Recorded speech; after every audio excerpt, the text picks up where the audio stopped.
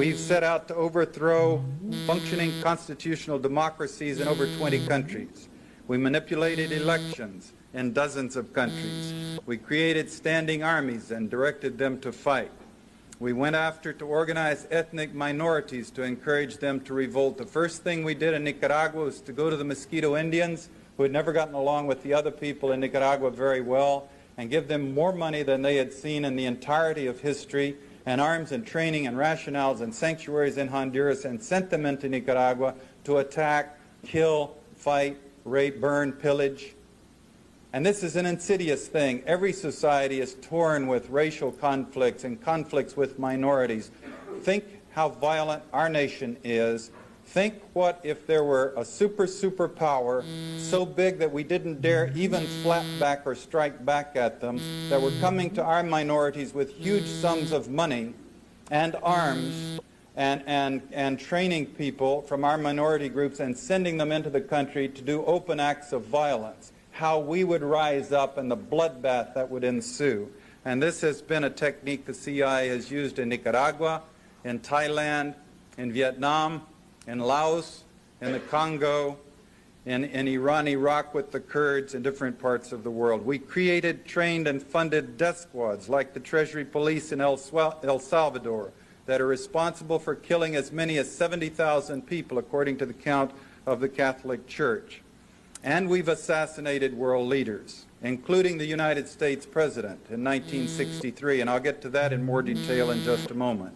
Getting back to the subject of democracy, since that's something that Bush and everyone is talking about right now, I remind you of Chile. In 1973, the CIA organized the overthrow of Salvador Allende, the democratically elected president of Chile.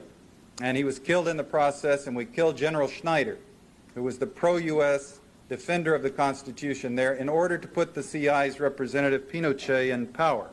And Henry Kissinger's, when he was grilled by the Congress over this program, his rationale was, yes, the issues are much too important for the Chilean voters to be left to decide for themselves. Now, there was a long CIA destabilization and propaganda campaign against China.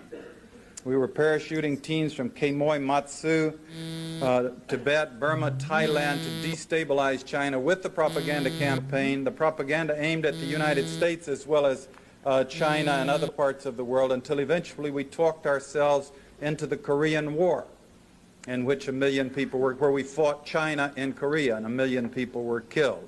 There was a long CIA destabilization and propaganda campaign against Vietnam until we talked ourselves into going into Vietnam to fight, and 2 million people were killed. Again, read for yourselves. Read Bill Blum's book, The CIA, A Forgotten History. Read Portrait of a Cold Warrior by Joseph Burkholder Smith, who was a CIA case officer in Southeast Asia. Read Fire in the Lake by Frances Fitzgerald, the daughter of Desmond Fitzgerald, the famous CIA Chief of Operations of Southeast Asia. Read Deadly Deceits by Ralph McGehee, another case officer who served in Southeast Asia. Read Decent Interval by Frank Snapp, who covered the period of time in Vietnam, 73, 75. He and I were colleagues there at that time. Or if you will, read my own book, In Search of Enemies by Norton, which remains the only insider's detailed account of the inner functionings of a covert action.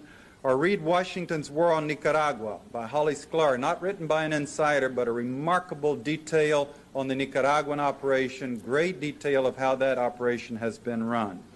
Trying to come to grips with these CIA activities and these broad numbers, trying to figure out how many people have been killed. You can count it up different ways. You can never be sure how many people are killed in the jungles of Laos or the hills of Nicaragua.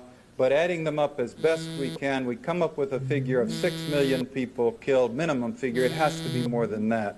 1 million in the Korean War, 2 million in the Vietnam War, 800,000 in Indonesia, a couple of million in Cambodia, 20,000 in Angola, the operation I was part of, 22,000 in Nicaragua, again the figure the New York Times cites. You're dealing with large numbers of people who died who would not have died if our tax dollars had not been spent by the CIA to exacerbate situations and destabilize and set people to fighting. So you began to analyze these figures to figure out who are these 6 million people we've killed. And again, that's a minimum figure.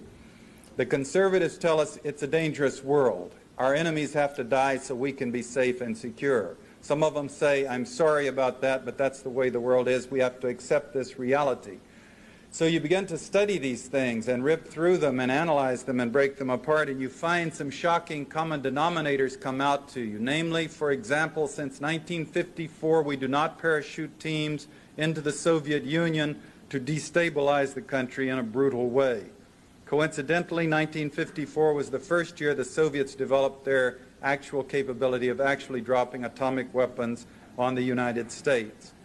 For other reasons, we don't do these things in England, France, Sweden, Norway, Belgium, Switzerland, etc. These things are all done in countries of the third world where the governments don't have the power to force the United States to stop destabilizing the country and brutalizing their people.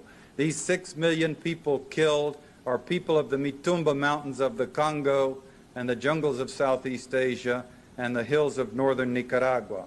Conspicuously, they're people who don't have ICBMs or armies or navies. They don't have any capability of doing physical hurt to the United States. The 22,000 killed in Nicaragua, for example, they're conspicuously not Russians. They're not Cuban soldiers or advisors. They're not even percentage-wise mostly Sandinistas. They're mostly rag-poor peasants, including a high percentage of women and children. Communists? I'm sorry, they're mostly Roman Catholics. Enemies of the United States? I can't give you that one either, because we have all these witnesses who've gone down to live in their villages with them, and they invariably come back to testify that the Nicaraguans are the warmest people on the face of the earth, and they love people from the United States, and they simply cannot understand why we would want, our leaders would want to rationalize spending $1 billion on a contraforce to go into their villages, to kill them and mutilate them while their families are forced to watch.